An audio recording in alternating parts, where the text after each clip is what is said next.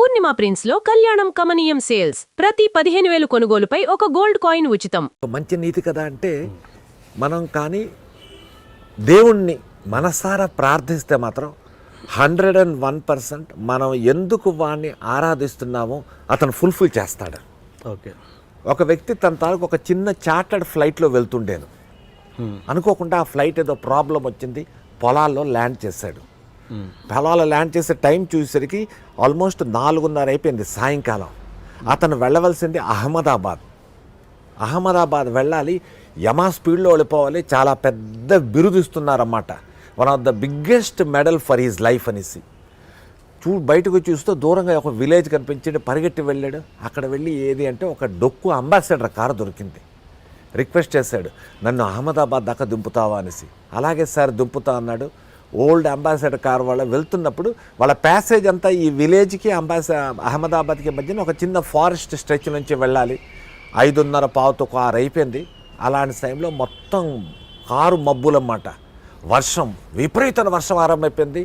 ఆ కారు వాడు చెప్పాడు, సార్ నా కారు ఈ చీకట్లో డ్రైవ్ చేసే పొజిషన్లో లేదు సార్, ఎందుకంటే నాకు వైపర్స్ కూడా లేవు, మీరేమనుకోకపోతే నన్ను క్షమించి అని. ఇతని తాలూకు ఇరిటేషన్, ఈ వ్యక్తి తాలూకు ఇరిటేషన్ హైప్లోకి వెళ్ళిపోయిందన్నమాట. ఏం చేయాలో అర్థం కావట్లేదు, నా లైఫ్ రెస్ట్ అయిపోతుందో అనుకున్నాడు. బట్ ఏవైనా సరే నో ప్రాబ్లం, ఇక్కడే ఉండిపోవాలి అంటే ఒక చిన్న దీపం వినిపిస్తున్నది, దూరంగా కనిపిస్తున్నది. అక్కడికి వెళ్ళి డోర్ నాక్ చేశాడు. చేస్తే ఒక లేడీ డోర్ ఓపెన్ చేసింది. చేస్తే చెప్పాడు, అమ్మ నేను నా చార్టర్డ్ ఫ్లైట్లో వెళ్తుంటేను అది ఎక్కడో పొలాల్లో ల్యాండ్ అయ్యి పాడైపోయింది, అక్కడి నుంచి ఒక డొక్కు అంబాసిడర్ కారు తీసుకుని అహ్మదాబాద్ వెళ్దాం అనుకుంటే కారు మరి ముందుకు వెళ్దామని చెప్పాడు. నైట్ అయిపోయింది, మేము వెళ్ళాము, మీరేమనుకోకపోతే ఈరోజు రాత్రి మీ ఇంట్లో ఉంటాం, రేపు పొద్దున్నే వెళ్ళిపోతాం ప్లీజ్ అంటే ఓకే ఉండండి అనేసి చిన్న గది ఇచ్చింది.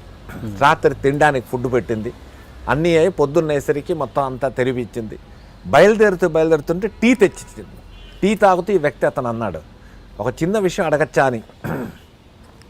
చెప్పండి ఏంటంటే, నిన్న నైట్ నుంచి చూస్తున్నానమ్మా, నువ్వు నోట్లో ఏదో మర్మరింగ్ ఏదో అలా చెప్తున్నావు, వాట్ ఈస్ దట్ అని అంటే ఆవిడ చెప్పింది, నాకు నారాయణ అంటే చాలా ఇష్టం అండి, అందుకోసం నా నోట్లో నేను ఓం నమో నారాయణ ఓం నమో నారాయణ ఓం నమో నారాయణ అనేసి ప్రే చేస్తూ ఉన్నాను. ఎందుకోసం అడిగాడు. లోపల చిన్న కొట్టు ఉంది, దాంట్లో నాకు 10 సంవత్సరాల కుర్రోడు ఉన్నాడంటే మా బాబు, వాడికి ఏదో బ్రెయిన్లో ఒక ప్రాబ్లం వచ్చింది, ఆ ప్రాబ్లం ఎలా క్యూర్ చేయాలనేసి నా దగ్గర ఉన్న స్తోమతకి ఇక్కడున్న చుట్టుపక్కల డాక్టర్ దగ్గర తీసుకెళ్ళాను, బట్ వాళ్ళకి ఎవరికీ తెలియలేదు.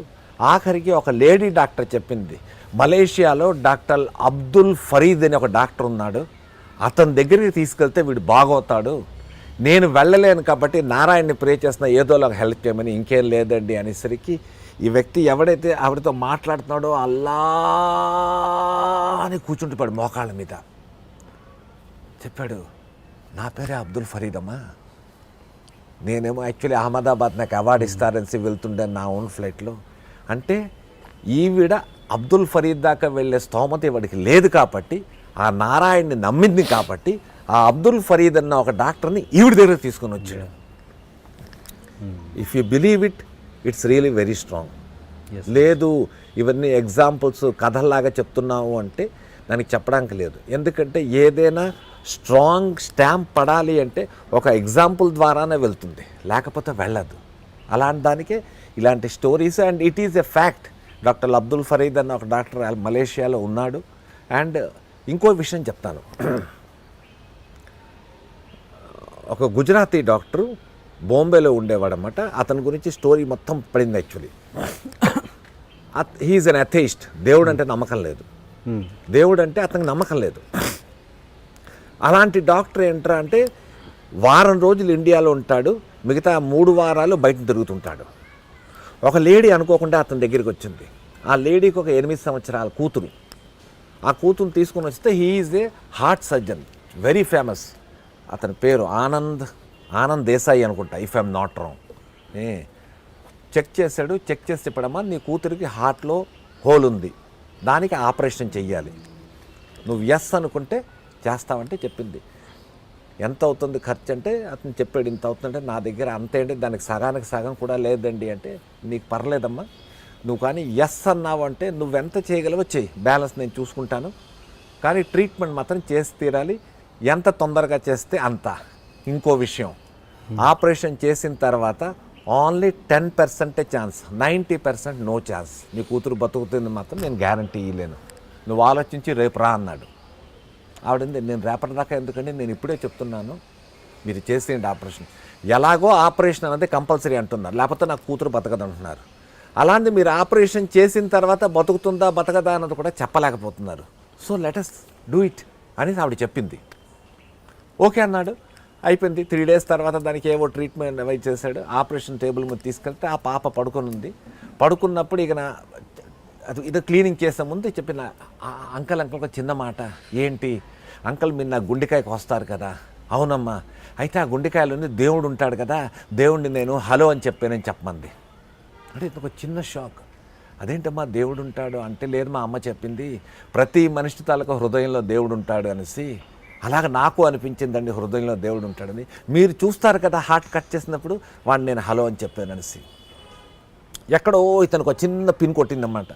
ఎనీహౌ ఆపరేషన్ స్టార్ట్ చేశాడు. స్టార్ట్ అయిన 15 minutesకే ఎవ్రీథింగ్ స్టార్టెడ్ డిప్లీటింగ్. అన్నీ కింద పడిపోతున్నాయి, బీపీ పడిపోతుంది, అది పడిపోతుంది, పల్స్ పడిపోతుంది, అన్నీ పడిపోతున్నాయి.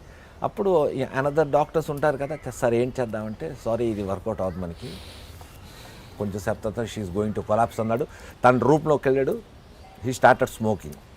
తను స్మోక్ చేస్తున్న ఒక 2-3 నిమిషాలు కూడా అవ్వలేదు, సీనియర్ నర్స్ పరిగెట్టుకుంటుంది, డాక్టర్ డాక్టర్ అన్నీ మళ్ళీ ఎవ్రీథింగ్ ఈజ్ పికింగ్ అప్.